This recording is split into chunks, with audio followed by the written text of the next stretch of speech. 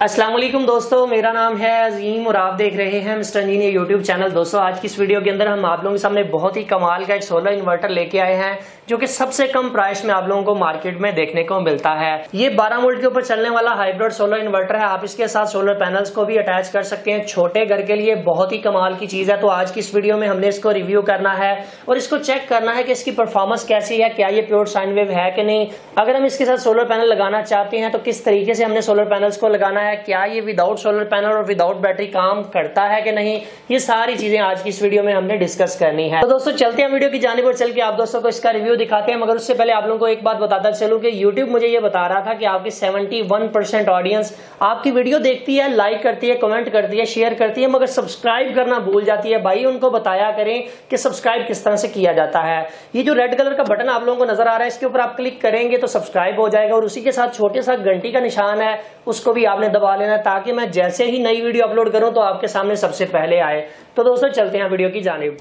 अभी दोस्तों सबसे पहले बात कर लेते हैं बॉक्स कंटेंट की। बॉक्स के अंदर से आप लोगों को बेसिकली 3 चीजें देखने को मिलती हैं, एक अदद इन्वर्टर, एक अदद यूजर मैनुअल और एक अदद इसका वारंटी कार्ड। इसके अलावा जो पावर की केबल है उसको भी इसके साथ अटैच कर दिया गया है और जो बैटरी की केबल है उसको भी इसके साथ अटैच कर दिया गया है। अभी जनाब हम इसकी ओवरऑल लुक को चेक कर लेते हैं। तो जैसा कि आप लोग यहाँ पर देख सकते हैं कि ये वेल्टेक्स सीरीज है, होमेज कंपनी का है। 3 बटन यहाँ पर बने हुए हैं, पावर ऑन ऑफ का बटन यहाँ पर दिया गया है, एक एग्जॉस्ट फैन ऊपर वाली साइड पर है और एक एग्जॉस्ट फैन नीचे वाली साइड पे है। इसके अलावा आप लोग यहाँ पर देख सकते हैं कि बैटरी की केबल्स यहाँ पर लगी हुई हैं, फ्यूज लगे हुए हैं, इनपुट की केबल को भी बिल्ट इन इसके साथ लगा दिया गया है। इसका जो सोलर चार्ज कंट्रोलर है वो 55 एम्पेयर का है। यहाँ पर आपने सोलर पैनल लगाने और यहाँ से आप अपनी आउटपुट ले सकते हैं। अभी दोस्तों बात करते हैं इस इन्वर्टर की प्राइस क्या है और ये मिलेगा कहाँ से। दोस्तों जैसा कि आप लोग इसके बॉक्स के ऊपर देख सकते हैं कि इस इन्वर्टर की ऑफिशियल प्राइस 23,400 रुपए है। अगर आप लोग गुजरांवाला या इसके करीबी किसी भी शहर में रहते हैं तो आप इसे हमारी शॉप से भी आगे परचेज कर सकते हैं। अगर आप किसी दूर दराज के एरिया से हैं और इसे TCS के जरिए मंगवाना चाहते हैं तो फ्री डिलीवरी के साथ ऑल ओवर पाकिस्तान में हम आपको ये डिलीवर कर सकते हैं। अभी अल्हम्दुलिल्लाह से हम होमेज कंपनी के ऑथराइज्ड डीलर बन चुके हैं गुजरांवाला के अंदर। तो होमेज कंपनी का कोई भी इन्वर्टर आपको चाहिए हो तो आप हमसे परचेज कर सकते हैं।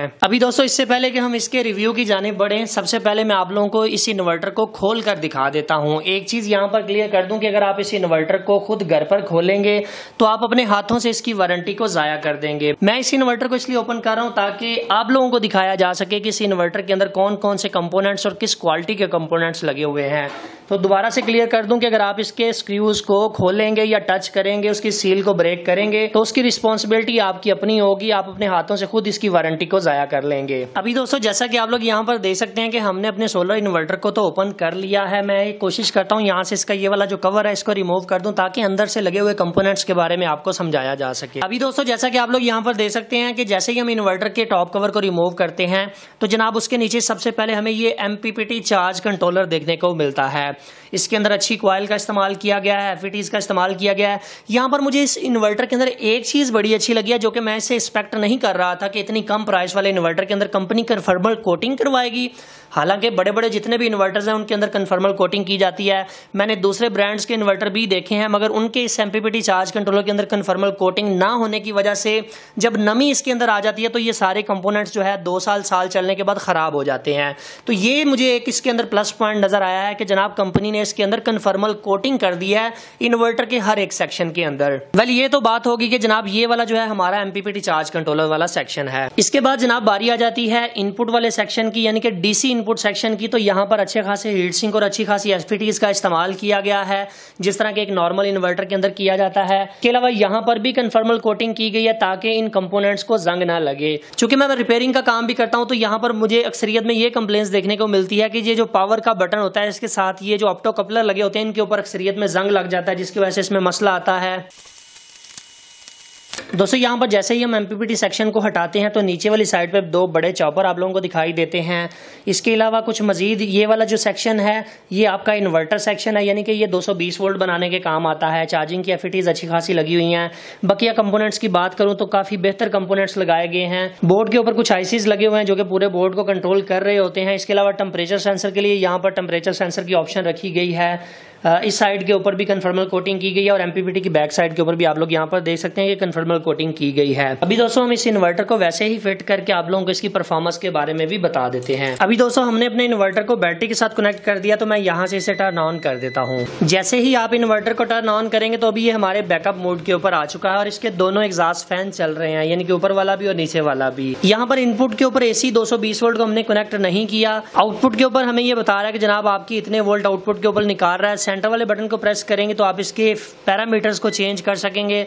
आउटपुट की फ्रीक्वेंसी के बारे में बताएगा आपको। इसके अलावा सोलर पैनल से कितने वोल्ट आ रहे हैं, कितने एम्पियर आ रहे हैं, इसके अलावा बैटरी कितने वोल्ट तक चार्ज है, आउटपुट के ऊपर कितनी फ्रीक्वेंसी निकल रही है, कितने % का लोड चल रहा है, कितने VA का लोड चल रहा है और कितने वाट का लोड चल रहा है, सारे पैरामीटर्स आप लोगों को यहाँ पर बताएगा। अभी दोस्तों यहाँ पर आप लोगों को बताए देते हैं कि इसकी सेटिंग को आपने कैसे करना है। एंटर वाले बटन को आपने थोड़ी सी देर प्रेस करके रखना है, तब तक प्रेस करके रखना है जब तक बीप की आवाज बंद नहीं होती।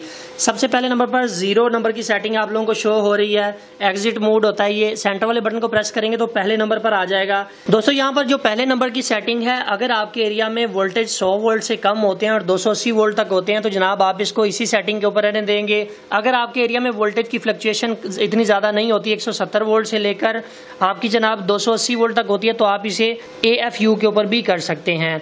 ये बेसिकली नैरो और वाइड का फंक्शन है जो कि पहले UPS के अंदर पाया जाता था। तो अगर वोल्टेज कम आते हैं तो आप इसको डिफॉल्ट के ऊपर ही रहने दें। इसके बाद दूसरे नंबर की सेटिंग के ऊपर आ जाते हैं। यहाँ पर बैटरी टाइप, ये आपने जरूरी करना होता है क्योंकि बहुत सारे लोग मुझे ये कंप्लेन करते हैं भाई इन्वर्टर लगाया बैकअप नहीं मिल रहा। तो बैकअप क्या खाक मिलेगा आपको जब आपने उसकी सेटिंग ही नहीं सही करनी। तो यहाँ पर आप इसको FLD के ऊपर कर दें अगर आपकी तेजाब वाली बैटरी है।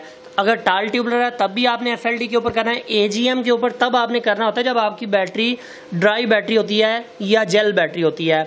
इसके बाद जनाब तीसरे नंबर पर जो सेटिंग हमारे पास आती है वो हमारे इनपुट से चार्जिंग एम्पेयर की सेटिंग आती है कि आप कितने एम्पेयर से अपनी बैटरी को चार्ज करवाना चाहते हैं। अगर आपके एरिया में लोड शेडिंग ज्यादा होती है तो आप इसे 25 एम्पेयर के ऊपर ही रहने दें। अगर लोड शेडिंग कम होती है तो 10 एम्पेयर से भी चार्ज करवा सकते हैं। ये बैटरी की टाइप के ऊपर भी डिपेंड करता है कि 50-100 एम्पेयर की बैटरी है तो 10 एम्पेयर से चार्ज करवाएं, अगर बड़ी बैटरी है तो 25 एम्पेयर से चार्ज करवाएं। चौथे नंबर की जो सेटिंग है ये बल्क चार्जिंग है, आप इसे अपनी मर्जी से वेरी कर सकते हैं मगर मैं इसे 14.1 वोल्ट ही रिकमेंड करूंगा। दोस्तों यहाँ पर जो 5वें नंबर की सेटिंग है वो आपके फ्लोटिंग वोल्टेज की सेटिंग होती है, आप इसको भी डिफॉल्ट के ऊपर रहने दें। इसके बाद जो 6ठे नंबर की सेटिंग है वो लो DC कट ऑफ वोल्टेज है कि कितने वोल्ट के ऊपर आपकी बैटरी जाए और आपका UPS बंद हो जाए, इसे भी आप डिफॉल्ट के ऊपर रहने दें। इसके बाद 7वें नंबर की जो सेटिंग है वो आउटपुट का सोर्स सेलेक्ट करती है, यानी कि आप पहले सोलर यूज करना चाहते हैं पहले वोल्टा यूज करना चाहते हैं।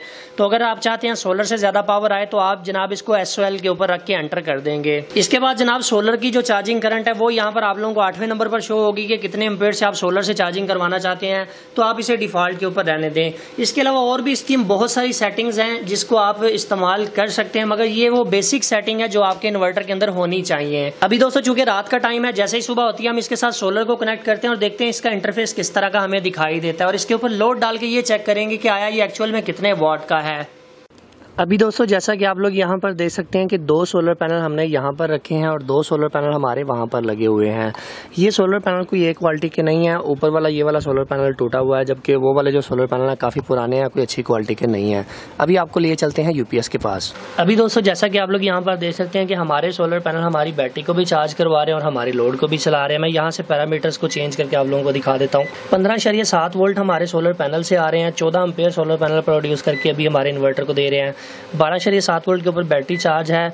अगर मैं लोड की बात करूं तो तकरीबन 11% तक का जो लोड है वो हमने इसके ऊपर चलाया हुआ है। मैं लोड को भी इंक्रीज करता हूं। यहाँ पर एक चीज क्लियर कर दूं कि हमने अभी इसके साथ 4 सोलर पैनल 150 वाट के पैरेलल के अंदर लगाए हैं। आप इसके साथ 6 सोलर पैनल 150 वाट 160 170 या 180 के लगा सकते हैं, यानी कि टोटल आप इसके साथ 1000 वाट तक के सोलर पैनल्स को अटैच कर सकते हैं। चाहे बड़े हों चाहे छोटे हों अटैच हो जाएंगे, मगर वोल्टेज रेंज का आपने ज़रूर ख्याल रखना है कि 100 वोल्ट इसकी मैक्सिमम है, 100 वोल्ट से ऊपर नहीं जाने देना आपने। चूंकि इसका चार्ज कंट्रोलर 55 एम्पेयर का है तो जनाब आप इसके साथ सोलर पैनल्स को सीरीज में भी लगा सकते हैं और पैरेलल में भी लगा सकते हैं, मगर बेस्ट रिजल्ट आपको पैरेलल में ही मिलेगा। 330 वाट वाले 3 सोलर पैनल आप इसके साथ पैरेलल में लगा सकते हैं। छोटे साइज के 6 सोलर पैनल आप इसके साथ पैरेलल में लगा सकते हैं।